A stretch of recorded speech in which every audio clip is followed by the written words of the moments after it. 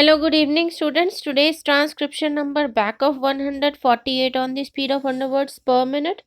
Start. Then came the first 5-year plan, and we were assured that more food had been produced. And as I said, if we analyze the statistics of the various states and the center, we will find that more acreage has been brought under cultivation than what is actually available in India. The second 5-year plan, of course, lays emphasis on industrialization.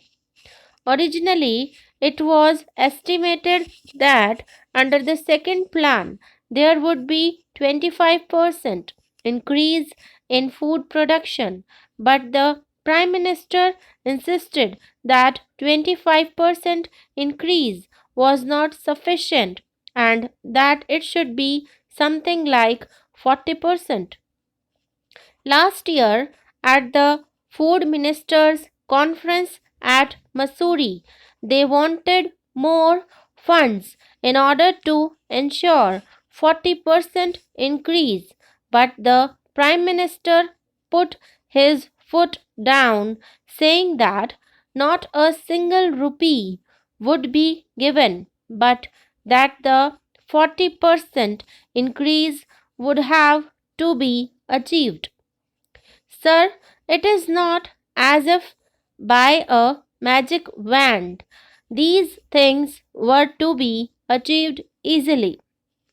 Sir, if we examine the various measures taken for this food production, we see that for the Grow More Food campaigns and other things, lakhs and lakhs, I should say crores and crores of rupees have been given to the various states. Various amounts have been advanced to them for the purpose of bringing more acreage under cultivation, but all this money has not been properly utilized. And if we go into this question more deeply, we will see that large sums of money were advanced for developing mechanized farming, but that money was spent for other purposes. Similarly, for wells, some money was advanced, but it was not spent for that purpose. Therefore, it is quite natural that the situation in regard to food production should be what it is. Now, what is the present position?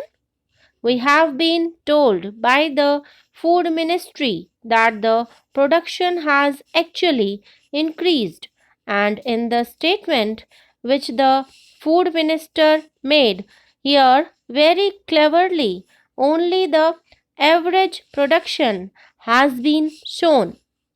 But if we go into the figures of actual production, we will see that actually the food production has been on the decline.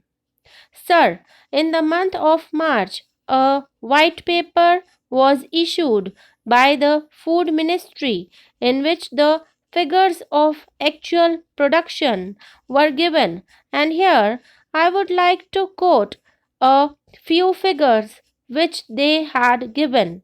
If we again see the statistics of the Food Ministry, we will see that availability of food grains per capita does not show any rise, while demand per capita is increasing because the population is growing.